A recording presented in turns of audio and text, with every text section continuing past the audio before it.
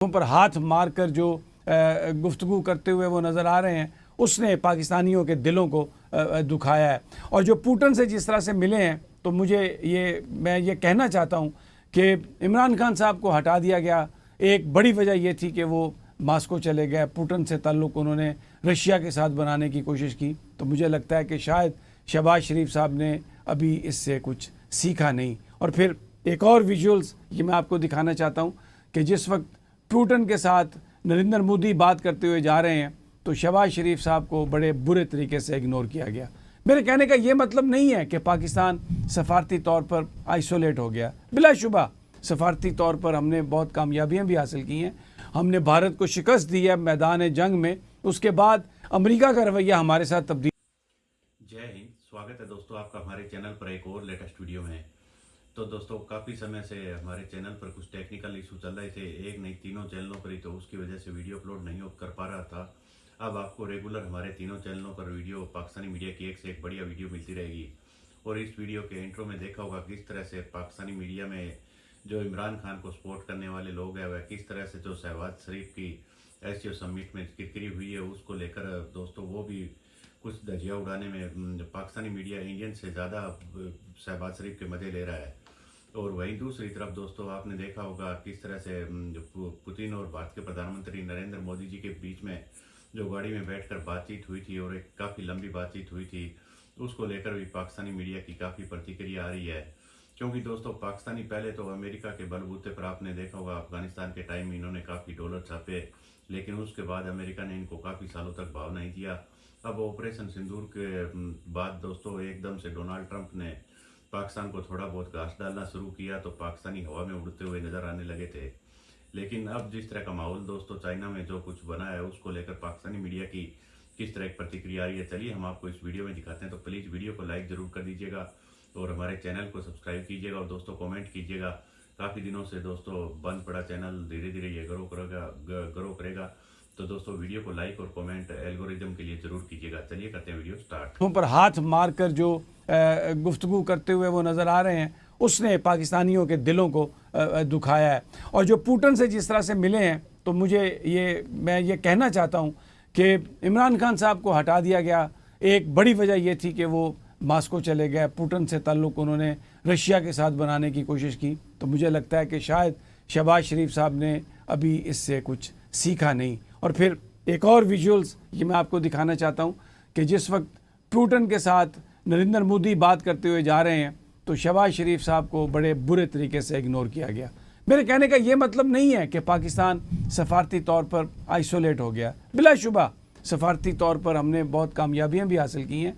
हमने भारत को शिकस्त दी है मैदान जंग में। उसके बाद अमेरिका का रवैया हमारे साथ तब्दील हुआ, यूरोप का रवैया हमारे साथ तब्दील हुआ। लेकिन हमारे हुक्मरानों की जो हमाकतें हैं या उनका ये जो कंडक्ट है, इससे कोई पाकिस्तान को कोई ख़ास इज़्ज़त हासिल नहीं हो रही।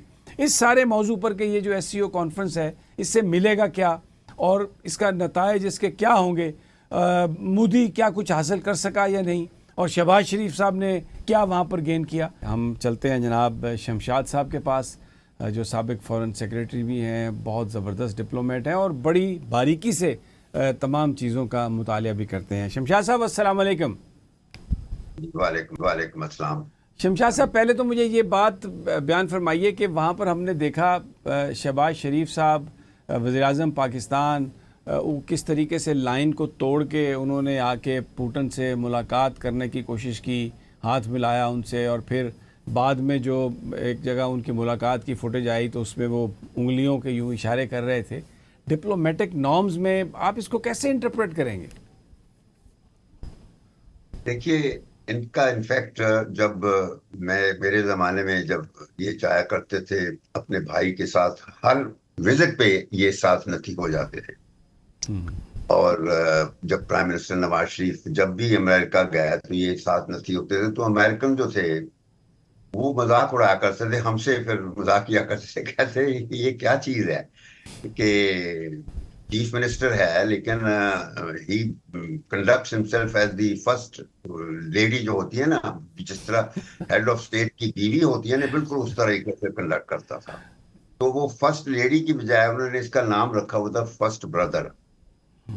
तो इसको हमेशा फर्स्ट ब्रदर कहा करते थे।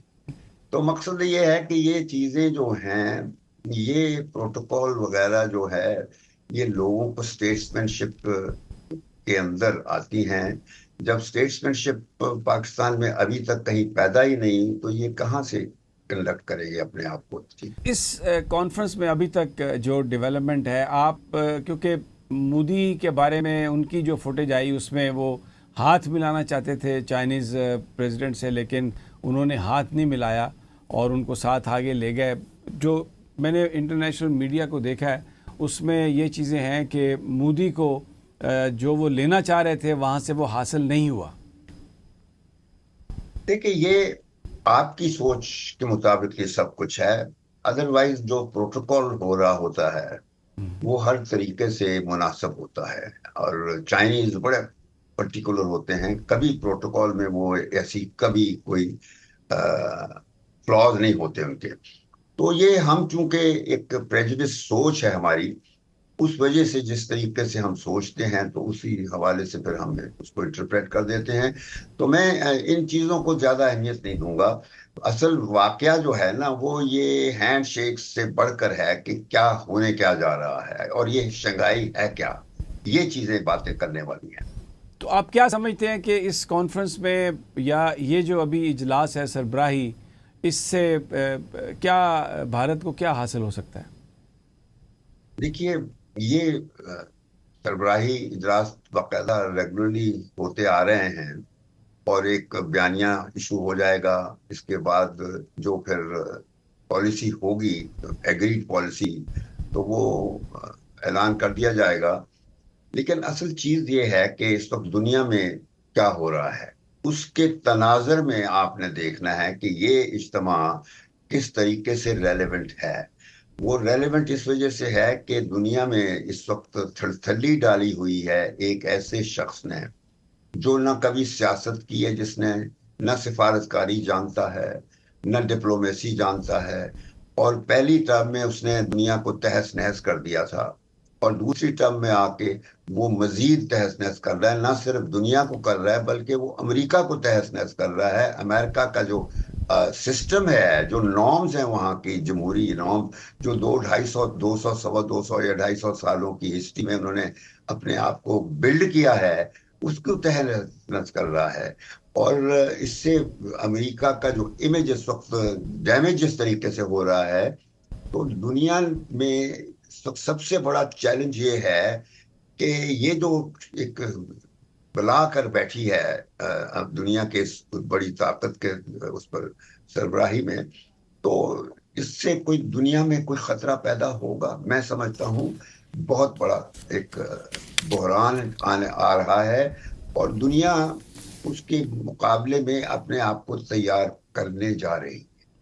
मैं बताऊं, अब इंडिया और पाकिस्तान की जो जो देरीना हमारी रकाबत है, हमारी हॉस्टिलिटी है एक दूसरे के खिलाफ, हम इंडिया को ब्लेम करते हैं, इंडिया हमें ब्लेम करता है।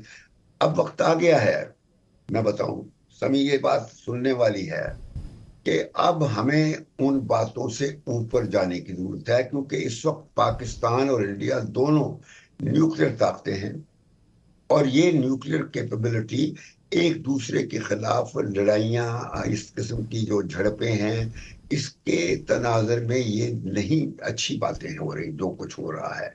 ये ठीक है, मार्का हो गया, आप को बड़ी फतह हो गई, चलो हमारी रवायत में एक मुआवजे भी हो गया है, मुआवजा हो गया, तो उस लिहाज से फख्र कर लीजिए, मगर अब इसको ज्यादा ना बढ़ा के जाएं। अब वक्त आ गया है कि जरा हथौड़ा रख के एक खित्ते में सुकून आने दे, और ये साउथ एशिया और बल्कि पूरा एशिया जो दुनिया का 2/3 उसकी पॉपुलेशन है और लैंड मास बहुत बड़ा है, तो एशिया के लिए इस वक्त ये जो 21वीं सेंचुरी है ये बहुत चैलेंज लेकर आई है, और ये देखना ये है कि एशिया किस तरीके से ग्रैपल करता है इस सेंचुरी को, वरना सब कुछ खत्म हो जाएगा। अच्छा, मैं आपकी गुफ्तगू सुन के दो चीज़ें मेरे जहन में आई।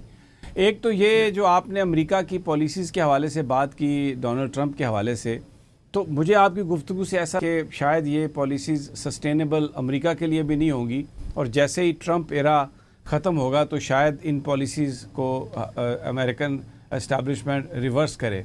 तो इस सूरत तो दोस्तों उम्मीद करता हूँ आपको वीडियो काफ़ी अच्छी पसंद आई होगी और किस तरह से जो इमरान खान ने भी पहले आपने देखा होगा जो ये यूक्रेन और रशिया का युद्ध स्टार्ट हुआ था उस टाइम इमरान खान रशिया में ही था, तो उसका खामियाजा किस तरह से इमरान खान को सत्ता गुवाकर कीमत चुकानी पड़ी थी। उसके बाद दोस्तों शहबाज शरीफ को पीएम बनाया गया और आसिम मुनीर आर्मी चीफ बन गया।